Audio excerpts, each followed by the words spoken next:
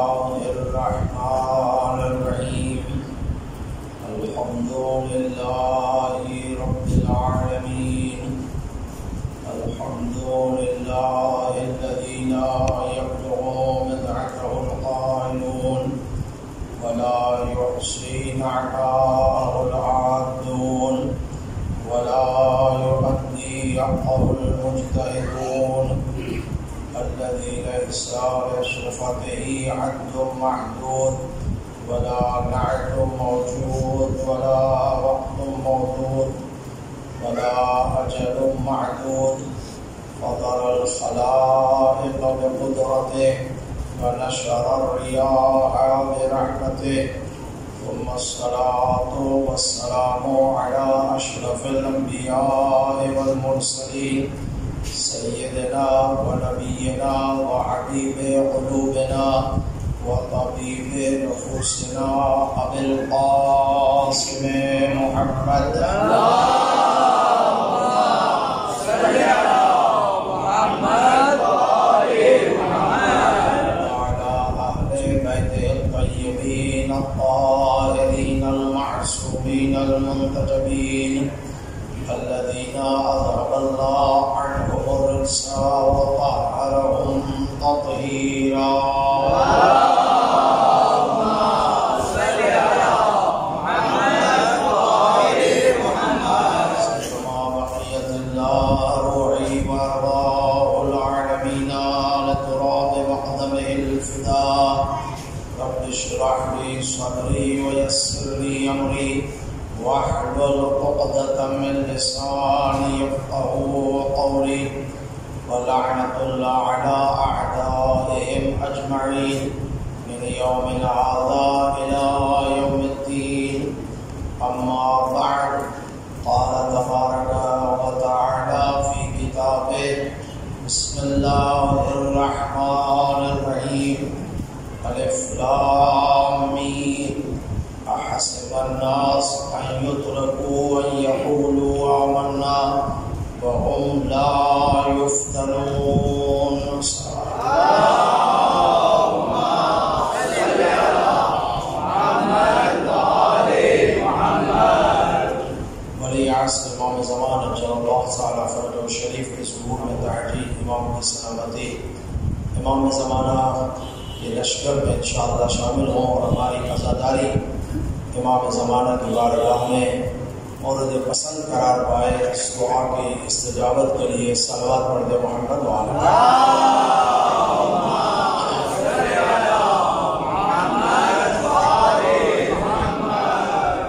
عزیزان محترم آپ کی خدمت میں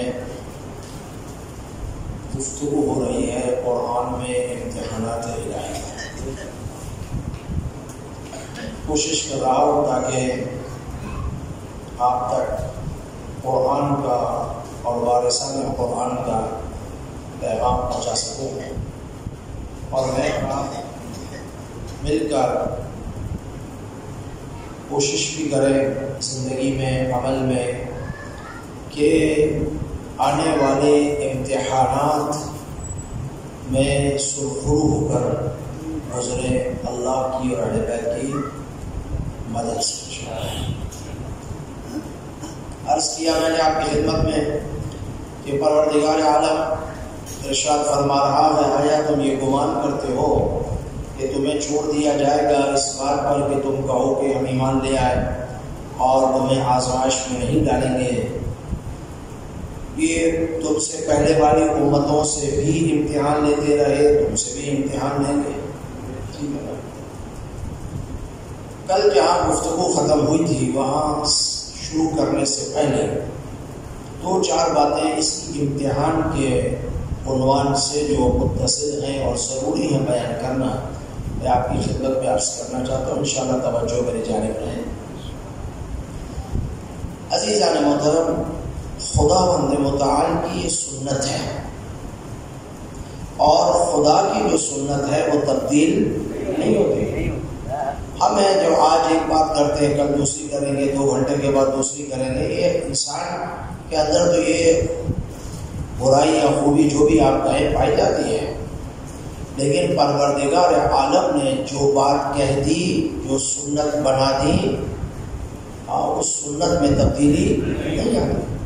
خدا کی یہ سنت ہے، توجہ چاہوں، پر اب تک یہی سمجھا چکا ہوں آپ کی خدمت میں کہ اللہ کی یہ سنت ہے، خدا کی یہ روش ہے، خدا کا یہ ارادہ ہے کہ انسانیت کو امتحان سے گزرنا ہے، ٹھیک ہے نا، آزمائش سے گزرنا ہے۔ اس آزمائش سے گزرنے کے بعد جو نکھر کر آئے گا اسے یا مومن کہا جائے گا، پھر متقی کہا جائے گا، پھر عارف کہا جائے گا، اور پھر جو سب سے اعلیٰ امتحان دینا والا ہوگا وہ ولی خدا ہوگا، حجت خدا ہوگا، جو ان سے بھی آگے ہوگا۔ تو وہ معراج کی ان حدود میں چلا جائے گا کہ جہاں کسی نبی کو جانے کی اجازت نہیں ہے، لیکن چونکہ اس نے ان دوسرے انبیاء سے امتحان سخت دے کر بہت خوبی سے نکلا ہے تو اسے کہا جاتا ہے آجا اور نزدیک آجا اور نزدیک آجا۔ ایسے ویسے نہیں ہوتا، ہر نبی معراج پہ گئے ہیں، لیکن پہلے آسمان، دوسرے تیسرے، حضرت عیسیٰ سے آیا چوتھے آسمان تک گئے، بس اس کے بعد کوئی آگے گئے نہیں ہے نا۔ لیکن جب نبی مکرم آگے جاتے ہیں، ایک ایسی جگہ پر پہنچتے ہیں کہ ملک کہتا ہے کہ یا رسول اللہ جائیے، پیغمبر فرماتے کہاں جاؤں، آگے راستہ تو بتا۔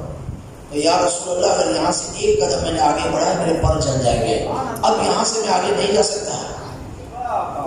سمجھ میں، چونکہ جو نبی مکرم نے امتحانات دیے ہیں اور جو پیغمبر نے ان امتحانات میں سختی اٹھائی، نبوت کے درمیان 23 سال، خود رسول اللہ فرماتے ہیں ایسی تکالیف اور اذیت جو مجھے 23 سال ہوئی ہے ایسی کسی نبی نے اپنی تبلیغ نبوت میں اذیت برداشت نہیں کی، ہوئی نہیں ان کو اذیت، لیکن مجھے ہوئی 23 سال میں، پتہ ہے کتنی بڑی اذیت ہوگی۔ تو جتنا بڑا سخت امتحان ہے، توجہ چاہوں، جتنا بڑا سخت امتحان ہے اتنا ہی امتحان میں کامیابی کے بعد مقام بھی بلند ملتا ہے نہیں۔ دیکھیں حضرت آدم کا امتحان اتنا بڑا نہیں ہوا، حضرت نوح کا امتحان ہوا، آئے گا آپ کی خدمت میں، لیکن ان تمام انبیاء میں نبی مکرم سے پہلے، توجہ چاہوں گا عزیزان مطلب، نبی مکرم سے پہلے اور دوسرے انبیاء میں سب سے سخت امتحان، سب سے اعلیٰ امتحان کس کا ہوا؟ حضرت ابراہیم کا، ہے نا۔ بسم اللہ الرحمن الرحیم، وَإِذِ ابْتَلَىٰ إِبْرَاهِيمَ رَبُّهُ بِكَلِمَاتٍ فَأَتَمَّهُنَّ قَالَ إِنِّي جَاعِلُكَ لِلنَّاسِ إِمَامًا قَالَ وَمِنْ ذُرِّيَّتِي قَالَ لَا يَنَالُ عَهْدِ الظَّالِمِينَ۔ بھائی دوسرے سارے نبی ہیں نا، حضرت آدم، حضرت یوسف، حضرت یعقوب سب نبی ہیں نا، امتحانات سے گزرے ہیں، اگر امتحان نہ دیتے تو نبی نہ ہوتے، اس میں شک نہیں ہے۔ ایک ایک کا واقعہ کی خدمت میں جلدی جلدی سے عرض کروں گا، لیکن دوسرے انبیاء سے حضرت ابراہیم کا امتحان سخت تھا، اس لیے جب امتحان میں سرخرو ہوئے، وہ کون سے امتحان عرض کرتا ہوں، جب امتحان سے سرخرو ہوئے، کامیابی ملی، نبی تھے، خلیل تھے، لیکن خدا نے کہا چونکہ امتحان سخت لیا ہے اور تم ان امتحانات میں کامیابی سے گزرے ہو، انی جاعلک للناس اماما، اب ان امتحان کے نتیجے میں تمہیں امام بھی بنا رہا ہوں۔ جیسے ہی امام کا نام آیا، نبی تھے نہیں کہا من ذریتی، جیسے ہی کہا تجھے امتحان میں کامیابی کے بعد نتیجہ دے رہے ہیں کہ آپ امام بنا رہا زمین پر، امام بنا رہا تمہیں، فوراً حضرت ابراہیم نے کیا کہا؟ وَمِن ذُرِّيَّتِي، خدا میری اولاد میں، اے حضرت ابراہیم اتنا بتا، نبی ملے، خلیل بنے، ذریتی کیوں نہیں کہا؟ اس لیے نبی کا عہدہ جب تک نبی ہے، لیکن جب نبی چلا گیا تو عہدہ بھی میرا ختم ہو جائے گا، پھر جو دوسرا آئے گا وہ نبی ہوگا، میں نہیں ہوں گا، لیکن یہ امامت کا سلسلہ قیامت تک چلنا ہے۔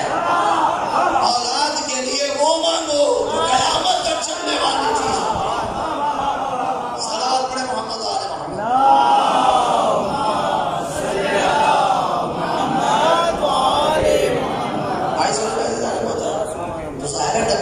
نبی ابراہیم سے زیادہ سخت امتحان کس کے ہوئے؟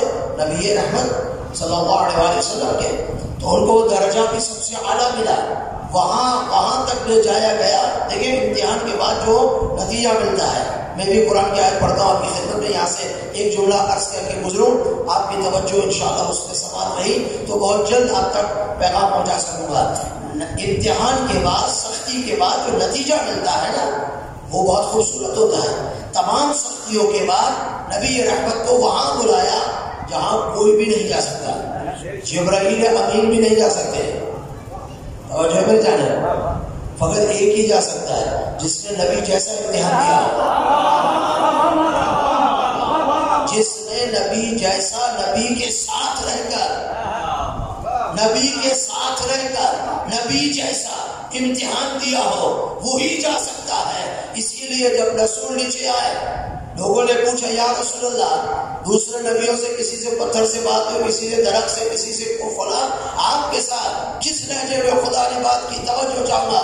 مولا رسول خدا صلی اللہ علیہ وسلم نے فرمایا ایھا الاصحاب، اے میرے صحابیوں، کلمنی بلہجۃ علی ابن ابی طالب، اللہ نے مجھ سے علی کے لہجے میں کلام کیا۔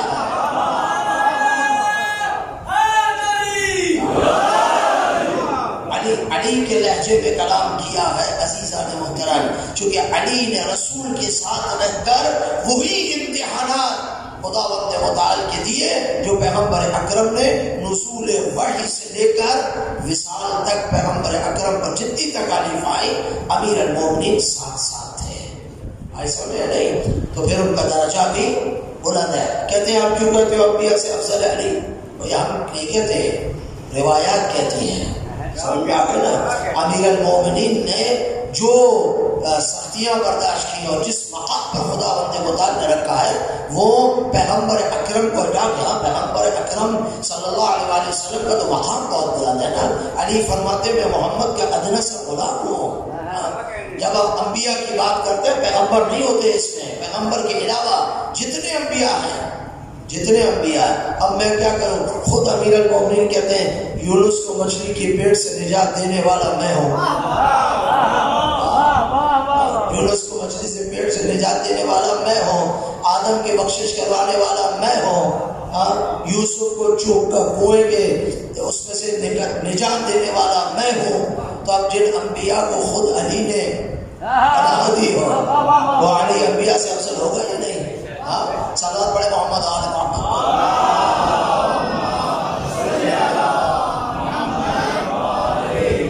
تو عرض خدمت یہ ہے کہ امتحان لینا، آزمائش لینا، یہ سنت الہی ہے اور اس سے ہمیں گزرنا ہے، ٹھیک ہے نا۔ میں اپنے استاد کو سن رہا تھا، وہ خوبصورت بات کر رہے تھے۔ وہ فرما رہے تھے کہ جب آپ یونیورسٹی میں یا کالج میں اسکول کے ٹیچرز جو رہتے ہیں، وہ جب جائیں تو اسٹوڈنٹ جو ہے نا سب سے پہلے اپنے اساتذہ سے یہ پوچھتا ہے، وہ پڑھنا تو بعد کی باتیں ہیں، وہ کہتے ہیں وہ سب سے پہلے پوچھتا یہ ہے کہ ٹیچر بتائیے آپ امتحان کس طرح لیتے ہیں، سخت لیتے ہیں، آسان لیتے ہیں، کیا کرتے کیا بتاؤ سے نا۔ یعنی بچوں کو بھی یا جوانوں کو جب یونیورسٹی میں جاتے ہیں، سب سے بڑا ہم و غم ان کا امتحان ہوتا ہے۔ ایسا نہیں، ٹھیک ہے امتحان اپنی جگہ پر ہے، لیکن امتحان سے پہلے کے مراحل کو اگر انسان آسانی سے خوبی سے طے کر لے تو پھر اس امتحان کے دن اس کو مشکل تو نہیں آئے گی نا، یا آئے گی؟ بولو۔ سارا سال بچے اور جوان کھیلتے رہے، وقت ضائع کرتے رہے، اور امتحان کے نزدیک آ کر کہے کہ بہت سخت ہے، تو سخت ہونا ہے نا، آپ نے کچھ کیا نہیں تو سخت ہے، اگر کر لیا ہوتا تو سخت نہ ہوتا۔ ایسے ہے نا، وہ فرماتے ہیں الہی امتحان بھی ایسے ہیں کہ اگر انسان خدا کی بتائے ہوئے راستے پر گامزن رہے، اگر انسان اللہ کی اطاعت میں رہے، اگر انسان کو جو 14 معصومین اور 1,24,000 انبیاء کے ذریعے سے ہدایت دی، اس ہدایت میں چلتے رہے، تو پھر جس وقت جس طرح خدا چاہے امتحان لے، اس کو پرواہ نہیں ہوتی، اس کو فکر نہیں ہوتی۔ لیکن چونکہ وہ غافل رہتا ہے، خدا کی اطاعت سے باہر رہتا ہے، پھر جیسے ہی وہ مشکل آتی ہے گھبرا جاتا ہے، پریشان ہو جاتا ہے، اب کیا ہوگا، اب کیا ہوگا۔ ایسا نہیں ہو، اس لیے کہا جاتا ہے کہ انسان کو ہمیشہ امتحان کے لیے جب بتا دیا پروردگار عالم نے کہ تم زندگی کا ایک ایک لحظہ تمہارے لیے امتحان ہے، تو پھر اس امتحان کے لیے بھی تیار رہنا چاہیے کہ نہیں؟ ایسے ہی ہے نا، مثلا فرماتے ہیں انسان کو بیماری آ گئی، بیماری آ گئی امتحان ہے، انسان پر مصیبت آ گئی، مصیبت میں انسان کو کیا کرنا ہے؟ صبر کرنا ہے۔ بسم اللہ الرحمن الرحیم، وَلَنَبْلُوَنَّكُمْ بِشَيْءٍ مِّنَ الْخَوْفِ وَالْجُوعِ وَنَقْصٍ مِّنَ الْأَمْوَالِ وَالثَّمَرَاتِ۔ اللہ ابتلا میں ڈالتا ہے، آزمائش لیتا ہے، امتحان میں ڈالتا ہے۔ کن چیزوں کے ذریعے سے ڈالتا ہے؟ ممتحن کون ہے؟ امتحان لینے والا خدا۔ کن چیزوں سے امتحان دیتا ہے؟ من الخوف، خوف کے ذریعے سے، بھوک کے ذریعے سے، نقص الاموال، مال کی کمی کے ذریعے سے، والثمرات، زمین سے دانہ نہیں اگتا، فروٹ نہیں اگتا، یہ کمی ہو جاتی ہے ثمرات میں، ان کے ذریعے سے خدا کیا کرتا ہے عزیزو؟ امتحان لیتا ہے۔ ہاں، والانفس، اور انسان کی موت کے ذریعے سے جان لے لیتا ہے، اس کے ذریعے سے خدا امتحان لیتا ہے۔ اب جب امتحان لیتا ہے تو خدا کیا کہہ رہا ہے؟ بشر الصابرین الذین اذا اصابتهم مصیبہ قالوا انا للہ وانا الیہ راجعون۔ بشارت دے دو ان صبر کرنے والوں کو کہ جب مصیبت آتی ہے تو فوراً انا للہ وانا الیہ راجعون پڑھتے ہیں، یعنی کہتے ہیں اللہ کی جانب سے آئے ہیں، اسی کی طرف پلٹ کر جانا ہے۔ جب یہ ایمان راسخ ہو جائے، توجہ چاہوں عزیزان ہوتا ہے، اگر یہ ایمان راسخ دل میں بیٹھ جائے، آئے اسی کی طرف سے ہے، جانا انہی کی طرف ہے، یہ بیچ کی 40-50 زندگی بھی امتحان کی زندگی ہے، تو اس میں مصیبت بھی آ جائے تو صبر کرے گا، مشکل آ جائے تو صبر کرے گا، جزا اور نادا فریاد نہیں کرے گا۔ لیکن چونکہ ہمارا ایمان راسخ نہیں ہے، ہم زبان سے تو کہتے ہیں ہاں یہ امتحان ہے، خدا کرے ہم کامیاب ہو جائے، نہیں، امتحان میں کامیاب انشاءاللہ ہوں گے، لیکن پہلے اس بات کا تو اقرار کرے کہ ہاں یہ امتحان الہی ہے۔ جب خدا امتحان لے رہا ہے تو پھر میرے عزیزوں گھبرانا کس چیز کا ہے؟ جو امتحان لے رہا ہے وہ ان امتحان سے نکالے گا بھی نا، کامیابی سے نکالے گا۔ ایسا تو ہو نہیں سکتا پروردگار عالم ہمارا امتحان لے اور ہماری مدد نہ کرے، ہو سکتا ہے؟ نہیں ہو سکتا نا۔ حضرت ایوب کے امتحان کا تذکرہ قرآن سے کروں گا کہ حضرت ایوب کے بارے میں کہا کتنا صابر ہے حضرت ایوب، کتنے سخت امتحان ہوئے اس نبی مکرم سے، لیکن صبر کیا، فریاد نہیں کی۔ تو میرے دوستو، امتحان اس دنیا میں ہونا ہے، اس سے بچنا کسی نے نہیں ہے۔ یہاں تک بات واضح ہو گئی عزیزان محترم۔ اب آئیے میں آپ رسول خدا کی حدیث پڑھتا ہوں، اس حدیث پہ توجہ چاہوں گا آپ کی، یہ لب لباب ہے میری اس گفتگو کا آج کی۔ پیغمبر اکرم صلی اللہ علیہ وسلم ارشاد فرماتے ہیں، پیغمبر اکرم ارشاد فرماتے ہیں، پوچھا گیا رسول خدا سے ای الاعمال، توجہ چاہوں گا، ای الاعمال احب الی اللہ عز وجل، سب سے زیادہ کون سا ایسا عمل ہے جو اللہ کو پسند ہے؟ اللہ کو جو سب سے زیادہ عمل پسند ہے وہ کیا ہے یا رسول اللہ؟ پیغمبر اکرم سے جب سوال ہوا تو رسول خدا نے فرمایا قال الصلاۃ لوقتها، یہ نہیں کہا الصلاۃ، توجہ چاہوں میرے جوانوں بزرگوں، آج کی گفتگو کس طرح سنو، الصلاۃ لوقتها، نماز کو وقت پر پڑھنا، نماز کو اول وقت پڑھنا، نماز کو ٹائم کے اندر پڑھنا، یہ عبادت، یہ عمل احب الی اللہ، اللہ کو بہت پسند ہے۔ نماز نہیں، ہاں اس میں نہیں ہے، نماز بھی اللہ کو پسند ہے، لیکن بے ٹائمی نماز پہ، حضور قلب نماز پہ، توجہ نماز جب جی چاہ اٹھ کے پڑھ لیا نا، وہ نماز اللہ کو پسند نہیں ہے۔ جب وقت مل جائے نماز میں، عزیزہ نے محترم، وقت کو کہو، دنیا کے باقی کاموں کو کہو کہ اس وقت اللہ کی عبادت کا وقت ہے۔ وہ نماز جو وقت پر پڑھی جائے گی، آئی سمجھ میں، جو وقت پر پڑھی جائے گی، امیر المومنین علی بن ابی طالب علیہ السلام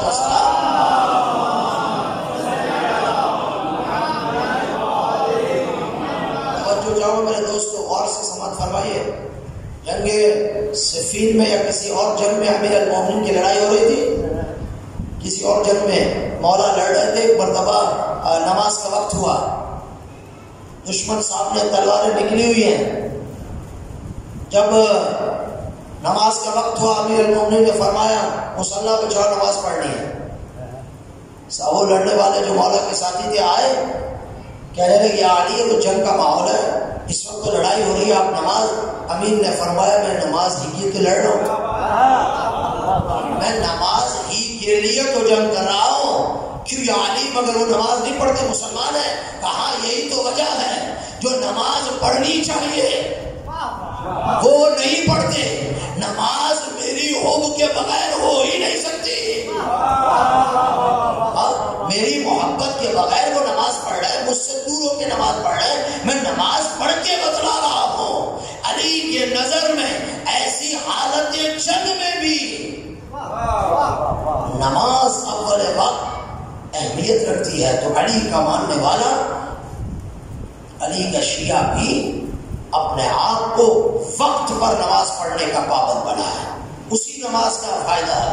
ان الصلاۃ تنہی عن الفحشاء والمنکر، نماز برائی سے روکتی ہے۔ کون سی نماز؟ جو نماز اول وقت پڑھی جائے، جو نماز توجہ سے پڑھی جائے، جو نماز تمام مقدمات کے ساتھ پڑھی جائے۔ یہ نہ ہو کہ انسان آئے نہ رکوع کا پتہ، نہ سجدے کا پتہ، نہ قرات کا پتہ، نہ وقت کا پتہ، نہ توجہ کا پتہ، اور آیا اور نماز پڑھی اور چلا گیا۔ وہ نماز تو برائی سے نہیں روکتی، اس لیے وہ نماز پڑھی ہی نہیں ہے جو برائی سے روکے۔ سمجھ میں آ رہی میرے دوستو یا نہیں؟ میں آپ کے پسند کی باتیں پڑھوں گا، لیکن یہ سنو، روایت امتحان کی بات ہے تو یہ سب چیزیں سننا ہوگا، اور یہی اصل ہے۔ اس میں کامیاب ہو گئے تو انشاءاللہ معرفت اہل بیت کے ساتھ جو عبادت کی جائے گی وہی ہماری کامیابی کا راز ہے۔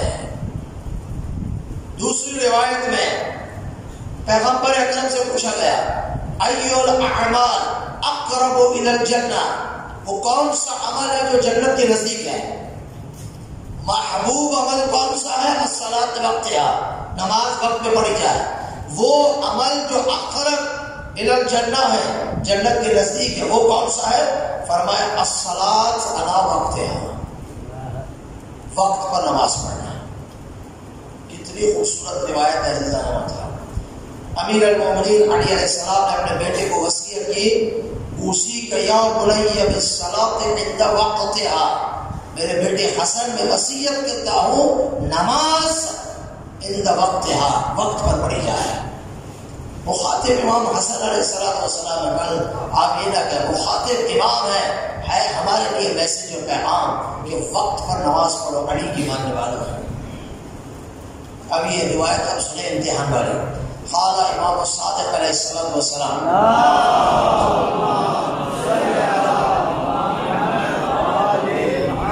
امام صادق فرماتے، توجہ چاہوں گا، امام فرماتے امتحنوا شیعتنا عند ثلاث، ہمارے شیعوں کو 3 مقام پر ان کا امتحان دو۔ کتنی جگہ پر؟ 3 جگہ پر ان کا امتحان کرو، 3 جگہ۔ اگر ہم امام صادق کے شیعہ ہیں کہ انشاءاللہ ضرور ہیں، تو 3 جگہ ہمارا امتحان ہوگا۔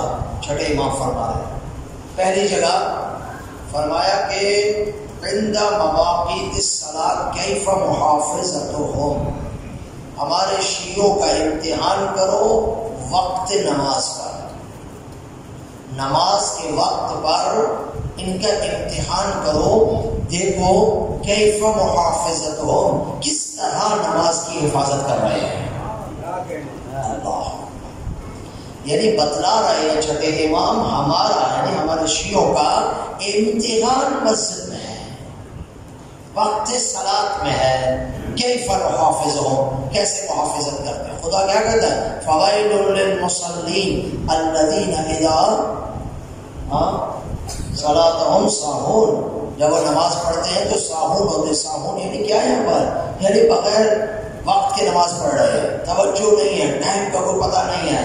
فوائل للمصلین، نماز پڑھ رہا ہے لیکن بغیر ٹائم کے پڑھ رہا ہے۔ خدا کہہ رہا وائے ہو اس پر، حیف ہے اس پر، اس نماز کا اس کو کوئی فائدہ نہیں ہوگا، نماز قضا نہیں ہوگی، واجب ادا ہوگا جب بھی پڑھ لے. ٹھیک ہے، ایک ہے نماز کا ادا ہونا اور ایک ہے نماز کا خدا کے ساتھ رابطہ برقرار کرنا. جو وقت پہ پڑھی جائے گی وہ رابطہ برقرار کرتی ہے، اور جو بغیر وقت کی ہوتی ہے واجب ہے، ادا ہو گیا، قضا نہیں ہے، بس ختم ہو گیا. ایسا دو جلدی سے پڑھو، آگے بڑھو. دوسرا فرمایا وہ اسرار ہے، وعند اسرار ہے، ہمارے اسرار ہیں، ہمارے مخفی باتیں ہیں. کیف حفظہم لہا عند عدونا، جب ہمارے دشمن کے سامنے ہوتے تو ہمارے اسرار کی حفاظت کیسے کرتے ہیں، اس وقت ان لوگوں کا امتحان لو. اور تیسرا وَإِلَىٰ أَمْوَالِهِمْ كَيْفَ مُوَاسَاتِهِمْ لِإِخْوَانِهِمْ فِينَا، فرماتے ہیں تیسرا ان کا امتحان لو. امتحان کس وقت تو مال میں دو، کہ کس طرح اپنے بھائیوں کے درمیان مال کو کیا کرتے ہیں، تقسیم کرتے ہیں.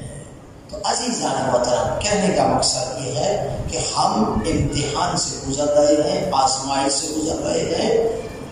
ایک آیت سن لیں اس میں، بسم اللہ الرحمن الرحیم.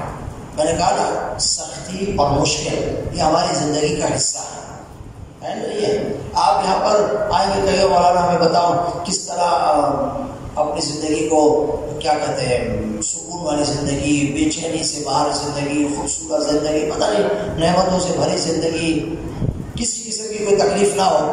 تو قرآن تو کہتا ہے ایسی زندگی ہم نے بنائی نہیں ہے، ایسی زندگی ہم نے، بولو میرے جواب اور توجہ فرمانا. یہ جو آپ لوگ کہتے ہیں نا کہ مولانا کیا کرے، یہ پریشانی جاتی نہیں ہے، کبھی بلڈ پریشر ہے، کبھی یہ ہے، کبھی وہ ہے، کبھی بچوں کا مسئلہ، کبھی بیوی کا مسئلہ، کبھی پڑوسی کا مسئلہ، کبھی مال کا مسئلہ، کبھی رزق کا مسئلہ. ہزار مسئلے ہیں دنیا میں، یہ مشکلات لے کر آتی ہیں. نہیں، وہ خدا نے تو 1400 سال پہلے کہہ دیا تم دنیا میں سکون ڈھونڈنا چاہتے ہو، پریشانی سے بالکل پریشانی چاہتے ہی نہیں ہو. تم چاہتے ہو بس دنیا میں تشریف لائیں اور پھر جب دنیا سے تشریف لے کر جائیں تو بس یہ زندگی اتنی خوبصورت گزرے، میری زندگی میں مشکل آئے ہی نہیں. خدا کہہ رہا ہے ایسا ہو نہیں سکتا. سمجھ میں آ رہی نہیں؟ خدا کہہ رہا ہے یہ ہو ہی نہیں سکتا، ہم نے تمہیں ایسا بنایا ہی نہیں ہے. مشکل کے بعد زندگی پیاری ہوگی وہ ہے، لیکن یہ کہو کہ مشکل کے بغیر زندگی ہو نہیں. جب اللہ نے بتا دیا کہ زندگی میں مشکلات ہیں تو پھر مشکلات میں گھبرانا کیسا؟ پھر مشکلات میں گھبرانا کیسا کہ اگر مال نہیں آیا کوئی اور مشکل آ گئی، خدا بندے متعلق کریم ہے، انشاءاللہ اس سے مدد مانگو، توسل کرو، اہل بیت کا سب ٹھیک ہو جائے گا. بسم اللہ الرحمن الرحیم. لا تقسموا بهذا البلد، قسم ہے مکے کی، وانت حل بهذا البلد، قسم ہے اس مکان کی جس میں آپ رسول خدا رہتے ہیں، ووالد وما ولد، اور قسم ہے ابراہیم اور اسماعیل کی باپ بیٹے کی قسم. کتنی قسم خدا نے کہا؟ توجہ چاہوں گا. 3 قسم کہے نا، مکے کی قسم، جس جگہ رسول رہتے ہیں اس کی قسم، ابراہیم و اسماعیل کی قسم. خدا کو قسم کھانے کی ضرورت ہے نہیں ہے نا، لیکن کسی بات کی اہمیت کو بتلانا چاہتا ہے نا، تاکہ انسانوں جب وہ بات سنو اس سے پہلے دیکھو خدا نے قسم کھائی ہے تو کتنی بات امپورٹنٹ ہوگی، میں بہت ہی اہم ہوگی. ان 3 قسم کھانے کے بعد خدا کہتا ہے توجہ چاہو، لقد خلقنا الانسان فی کبد، ہم نے انسان کو رنج و تکلیف و مشکلات میں خلق کیا ہے. انسان کی خلقت رنج ہے، انسان کی خلقت مشکلات اور مصیبتیں ہیں.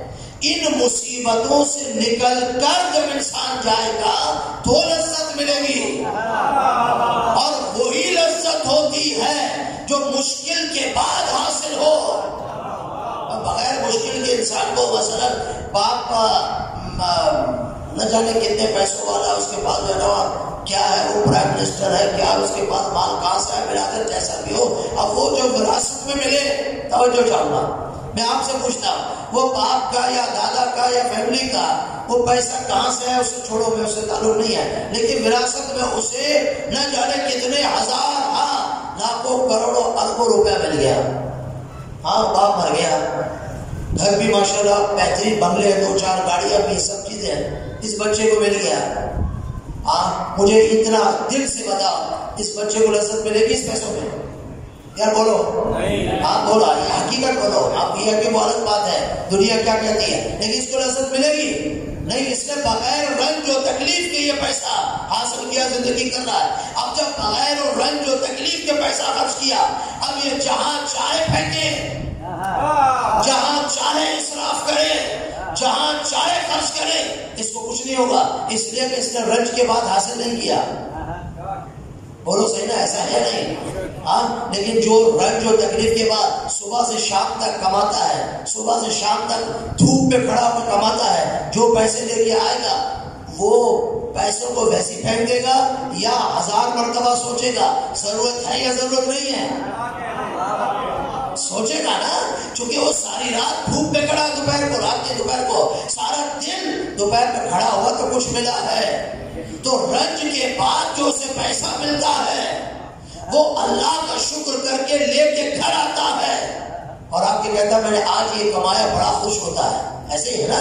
تو رنج کے بعد جو لذت ملتی ہے وہ بڑی خوبصورت ہوتی ہے، اس کا مزہ بھی اس وقت آتا ہے. بغیر رنج کے حاصل ہونے والی نعمتوں میں لذت نہیں ہوتی. تو خدا کہتا ہے لقد خلقنا الانسان فی کبد، انسان تجھے بنایا ہی ہم نے، خلق ہی تجھے مشکلات اور تکلیف میں کیا ہے، تو تو کائے کی جو ہے نا وہ سہولتیں ڈھونڈ رہا ہے. کبد سے گزرے گا، مشکل سے گزرے گا تو لذت ملے گی. ایسے ہی نہ ہوتا ہے. ایک مثال دیتا ہوں، ماں کے پیٹ میں بچہ ہے، 9 مہینے بطن مادر میں بچہ ہوتا ہے، 9 مہینے کا پیریڈ ہے، ٹھیک ہے نا. 9 مہینے میں ماں کو تکلیف ہوتی ہے نہیں؟ ہوتی ہے نا. ظاہر بچہ ہے، وزن ہے، سب چیزیں ہیں، ماں کو تکلیف ہوتی ہے. رنج ہے یا نہیں؟ بولو ہے نا. اس کے بعد جب ولادت کا وقت نظر آتا ہے، ہاں معصوم فرماتے ہیں وہ ولادت کے وقت جب بچہ دنیا میں آ رہا تھا اس وقت ماں موت سے نکل کر دوبارہ نئی زندگی پاتی ہے. ٹھیک ہے نا. یہ رنج ہے یا نہیں؟ میرے بھائی بولو تو رنج ہے یا نہیں ہے نا. تو وہ 9 مہینے کا رنج برداشت کر رہے یا نہیں کر رہے؟ ہاں. اس کے بعد ولادت کا جو رنج ہے، ہم وہ رنج بھی برداشت کر رہے نہیں کر رہے؟ اتنا رنج برداشت کرنے کے بعد، اتنی تکلیف برداشت کرنے کے بعد حاصل کیا ہونا ہے؟ حاصل وہ ہونا ہے جو یہ چاہتی ہے نا.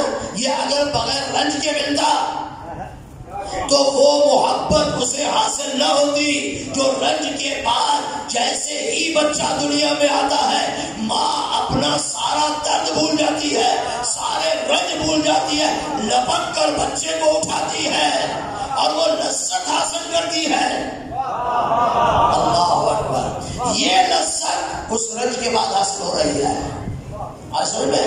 تو خدا یہی کہہ رہا ہے امتحان کے بعد جو لذت ملے گی، اس آزمائش سے گزرنے کے بعد جو تمہیں مقام و منزلت ملے گی وہ اتنی عظیم ہوگی کہ تم وہاں کہو گے کاش ہمارا امتحان ہوتا ہی رہتا. شاید پھر خدا جواب دے ہم نے تو ایک امتحان لیا تمہاری چیخیں نکل گئی. ہاں اب کہتے ہوتا ہی رہتا چونکہ تمہیں اس مقام کا پتہ نہیں تھا. اور جنہیں اس مقام کا پتہ تھا انبیاء اور اوصیاء وہ یہی فرماتے تھے موت ہم پر آ جائے یا ہم موت پر چلے جائیں ہمیں فرق نہیں پڑتا. اس لیے وہ جانتے ہیں کہ اسی عمل کے بعد جو اللہ نے مقام رکھا ہے ملے گا. وہ اس مقام کو بھی دیکھ رہے ہیں، اس منزلت کو بھی دیکھ رہے ہیں. تو عزیزان محترم، میرے جوانوں، ہمیشہ اپنی زندگی کو اس طریقے سے بنائیے کہ رنج و تکلیف اور اس کے بعد کیا ہوگا؟ لذت ملے گی. یا رسول اللہ مقام محمود حاصل کرنا چاہتے ہو؟ نماز شب پڑھو. نماز تہجد رنج ہے یا نہیں؟ اٹھنا، وضو کرنا، مصلی پہ جانا تکلیف ہے، لیکن کہا یہ پڑھو گے تو مقام محمود ملے گا. ایسے نہیں ملے گا. تو جب پیغمبر کو مقام محمود حاصل کرنے کے لیے اس رنج و تکلیف سے گزرنا پڑا، رنج میں کہہ رہا ہوں نبی کے لیے تو رنج نہیں ہے، سمجھ میں آ گیا ہمارے لیے رنج ہے، تو پھر ہمیں بھی انہی منازل سے گزر کر انشاءاللہ خدا متعال نے جو مقامات رکھے ہیں اپنے بندوں کے اولیاء کے اسے حاصل کر سکتے ہیں. صلوات پڑھیں محمد علیہ.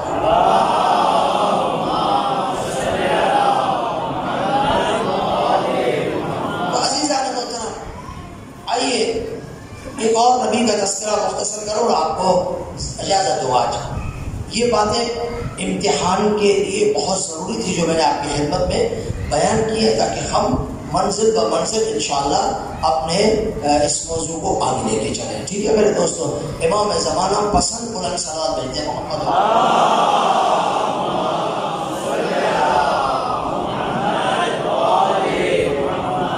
عزیزوں، حضرت داؤد کا امتحان سنو اور آپ کو دعا دیں. توجہ چاہوں گا. حضرت داؤد نبی تھے، ٹھیک ہے نا، اور زبور ان پہ نازل ہوئی تھی. یہ غلط پڑھا. حضرت داؤد پہ کون سی کتاب نازل ہوئی تھی؟ زبور. الحمدللہ زبور حضرت داؤد پہ نازل ہوئی. حضرت داؤد کا امتحان ہوا. میں نے ابھی کہا نا ہر نبی امتحان سے گزرا ہے. حضرت ابراہیم کا کل پڑھوں گا چونکہ تفصیل ہے اس میں، مختصر نہیں پڑھا سکتا.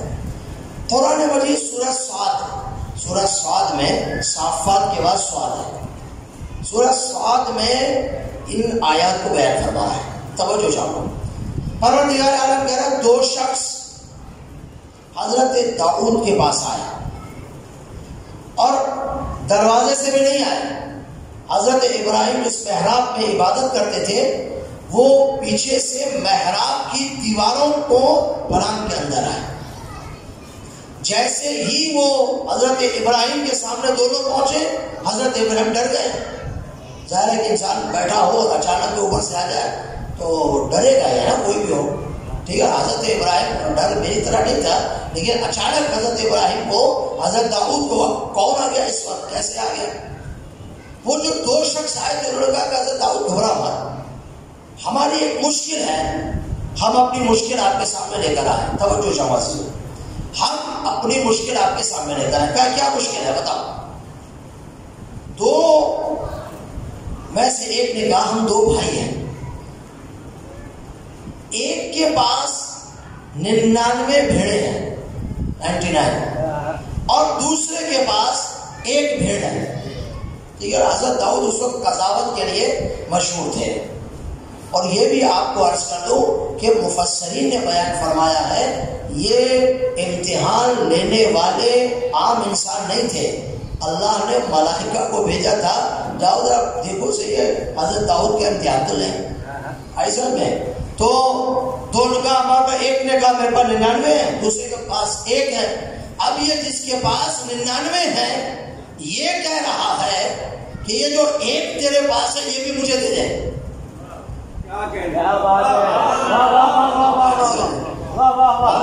99 جس کے پاس ہے وہ کہہ رہا ہے یہ بھی مجھے دے دے. اب آپ فیصلہ فرمائیں، یہ ایک میری ہے، اس کے پاس تو ماشاءاللہ اتنے ہیں، وہ کہہ رہا ہے یہ دے دو. توجہ چاہو. حضرت داؤد کے پاس یہ مسئلہ ہے، قضاوت آئی. حضرت داؤد نے ترک اولا کیا. کیا ترک اولا کیا؟ حضرت داؤد نے فوراً کہا. توجہ چاہو، درس دینا چاہتا ہوں. حضرت داؤد نے فوراً کہا کہ وہ ظلم کر رہا ہے، جو تجھ سے ایک مانگ رہا ہے وہ تجھ پر ظلم کر رہا ہے. ہاں، تجھ پہ ظلم کر رہا ہے. جیسے یہ کہا تو حضرت داؤد کو گمان آیا.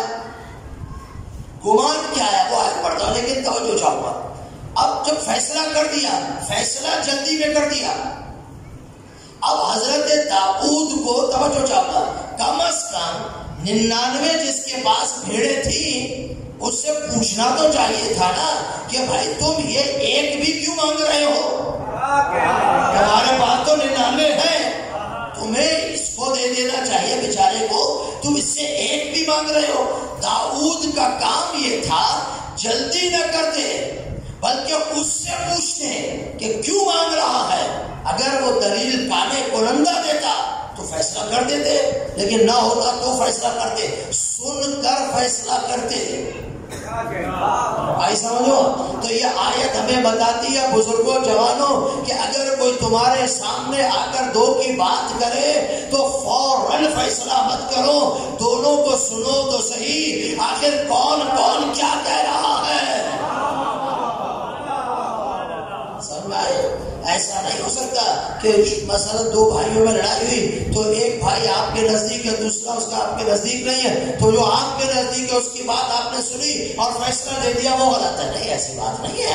شرعاً اور حکم یہ ہے کہ وہ کچھ بھی ہے, آپ کو اگر یا تو فیصلہ مت کرو, کہ بھائی ہم سے انصاف نہیں ہوتا, ہم فیصلہ نہیں کر سکتے, ہٹ جاؤ. اگر انصاف کرنا ہے تو شرط یہ ہے کہ دونوں کو بٹھاؤ, دونوں کی سنو اور اس کے بعد فیصلہ کرو.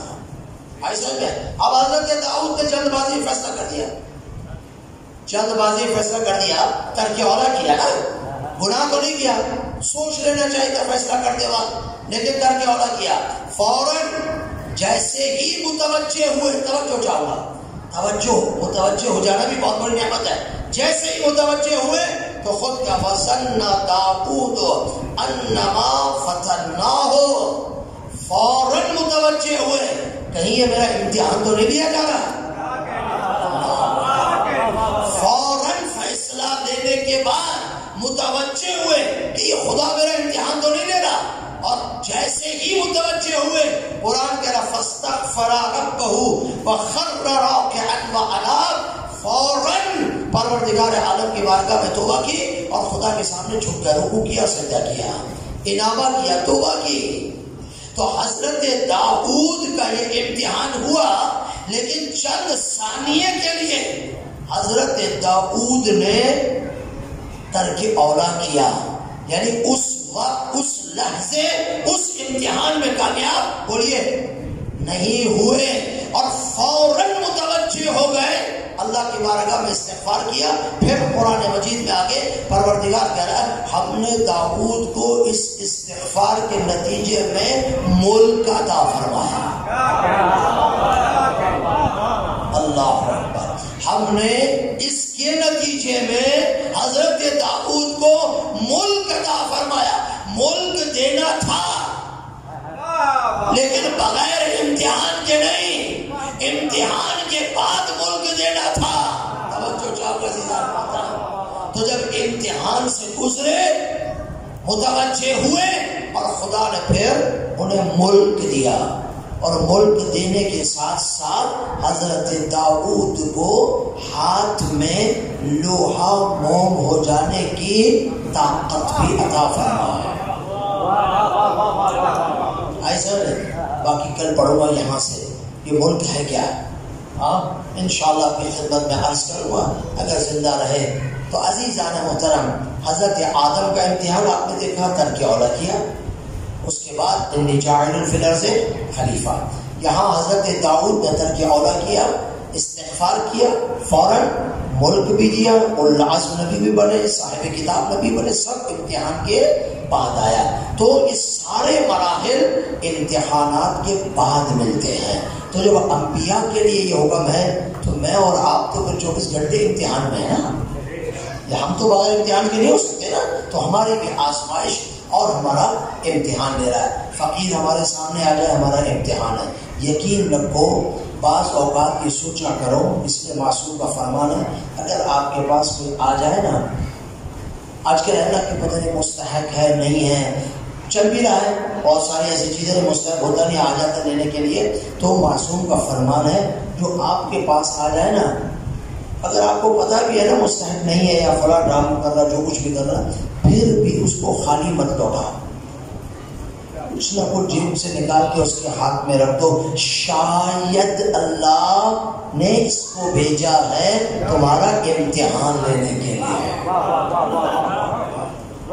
متوجہ رہے عزیزان محترمہ, شاید خدا نے اس بندے کو بھیجا ہے, شاید یہ بھیجا ہو کہ دیکھو میرا بندہ اس امتحان میں کس طریقے سے کامیاب ہوتا ہے. یہی وجہ ہے اہل بیت کے دروازے سے کوئی خالی نہیں گیا, کوئی خالی نہیں گیا, ایک بھی سائل علی اور اہل بیت کے دروازے سے خالی نہیں جاتا. چونکہ اور وہاں تو سائل ملائکے ہی بن کر آتے تھے. ہاں, وہ انگوٹھی لینے والا سائل ملک تھا جو سائل بن کر آیا تھا، علی نے انگوٹھی دے دی تھی، آئے سمجھ میں، بعد میں بڑھوں گا آپ کی خدمت میں. تو کہنے کا مقصد یہ ہے کہ ہم اپنی زندگی کے ہر قدم پر امتحان الہی سے گزر رہے ہیں، اسی طرف انشاءاللہ متوجہ رہے. صلوات پڑھ دیں محمد وعلی.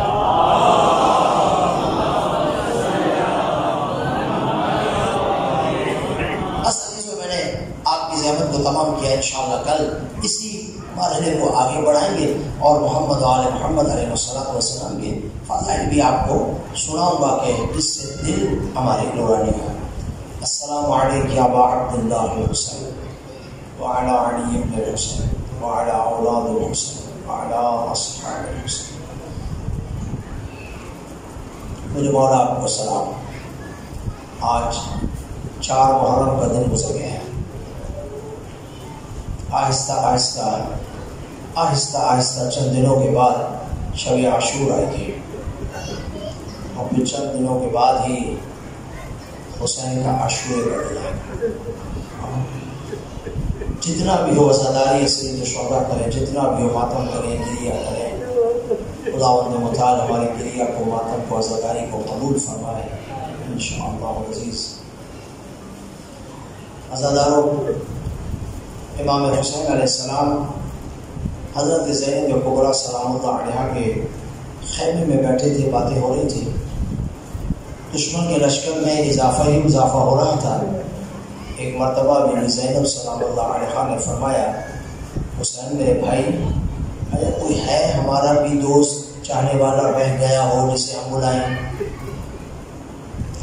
امام حسین علیہ السلام نے فرمایا، ہاں میری بہن، ایک ہمارا ساتھی ہے، اس کو خط لکھتے ہیں.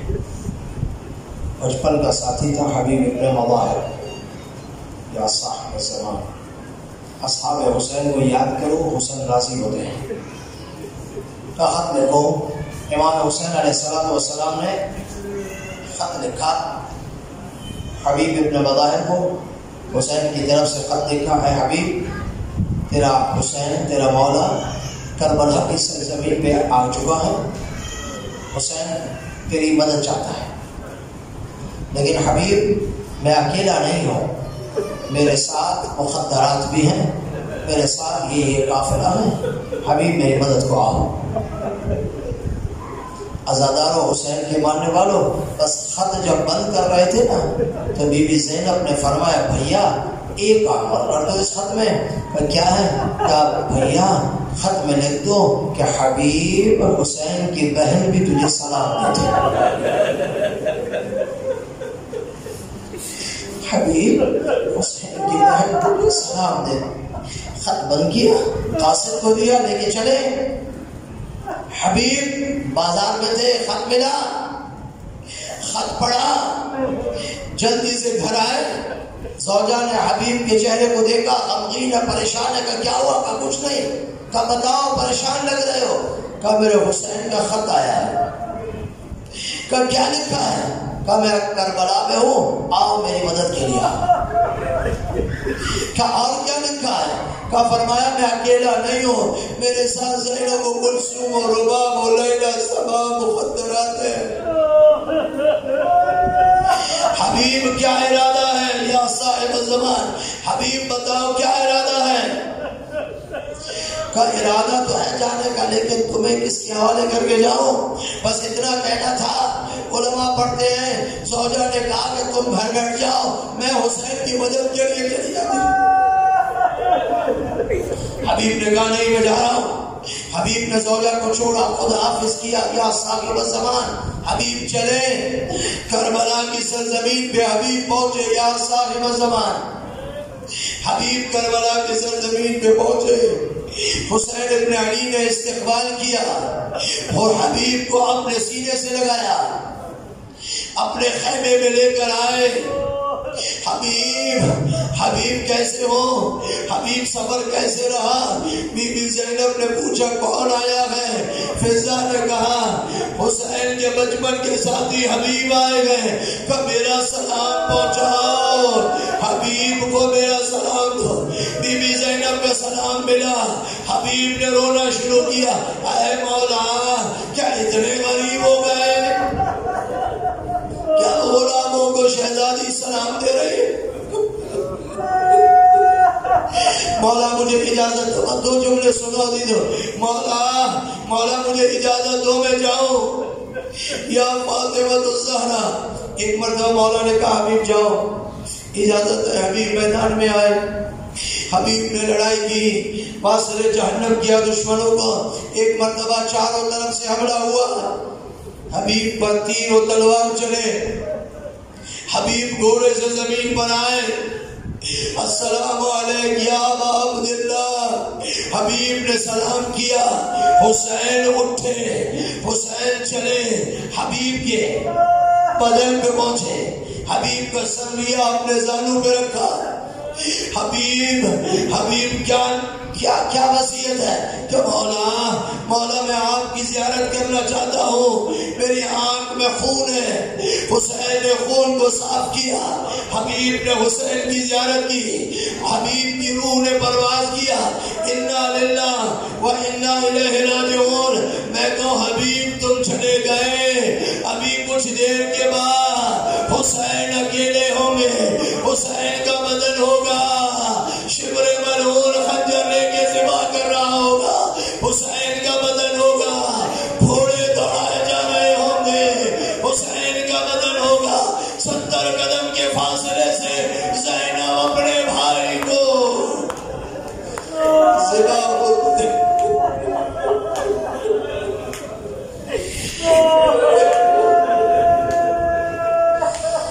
اللہ صلی اللہ علیہ وسلم. الذين ظلموا فاتهم